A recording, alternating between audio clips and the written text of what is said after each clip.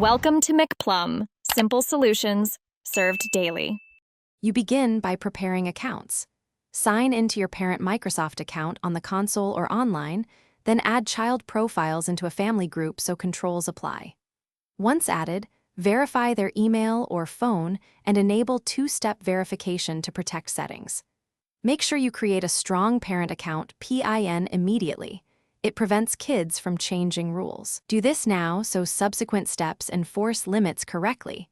Without a parent-protected account, the controls won't be reliable. Next, you set concrete limits. Go to Family Settings and assign screen time per device or by daily allotment. Specify hours for school nights and more for weekends. Then choose content restrictions by age rating to block mature games, apps, or movies. This filters store access and downloads. Make sure to adjust multiplayer and communication permissions so they can't join unknown players. Once configured, these exact rules will control what they can see and when they can play across Xbox and Microsoft devices. Finally, secure purchases and verify behavior. Enable purchase approval or set a spending limit so kids request permission for games, in-game purchases, and apps. After enabling, test by signing into a child account and attempting blocked activities to confirm rules apply.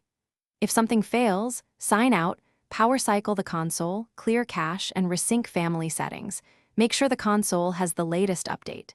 If issues persist, remove and re-add the child account as a last resort to reset policies. Thanks for watching. Stay juicy and subscribe.